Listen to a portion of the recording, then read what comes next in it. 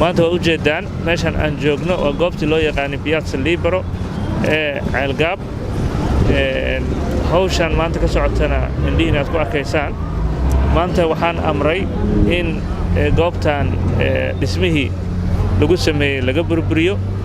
bacdama meeshan ay dan guud tahay loona baahan yahay in ay sideeda hor ku soo noqoto oo dan guud kaliya loo isticmaalo markii aan xilka la wareegnay waataan hakinay dhismahan inuu hore u sii socdo kadibna baaris aan u dirnay la tashiyo madaxda qaranka aan la sameynayna madaxda qaranku madaxweynaha iyo ra'iisul wasaarahaba waxayna fareen in goobaha danta guud aan loo isticmaali karin si shakhsi ah loona baahan yahay in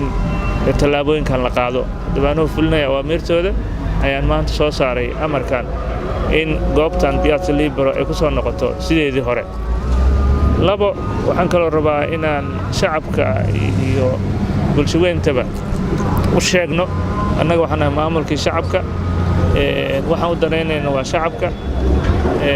sidaas daraaddeed waxaan rabnaa dhammaan goobaha danta guud xarumaha dawladda oo ay ku jiraan jardiinooyinkii hore ee barsamaadkii in dhammaan dadka ay banneeyaan sida ugu dhaqsiyaha badan cid alaale ciddii bannayn weysana sida maantoo kale ah in loo burburin doono ujeeddaduna ay tahay in bulshadu ay danaheeda guud iyo goobihii maaragtay loo helo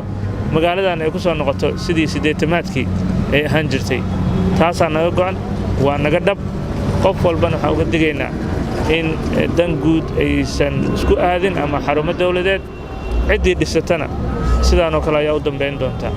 meeshan waa dan guud sidoo hore aan ku soo celinaynaa shacabka ayaa ka tashanaya ma xarun carruurta ku ciyaartay noqonaya ma garoon isboorti buu noqonaa waxaasoo dhan waa wax dadka deegaanka aan kala tashanayno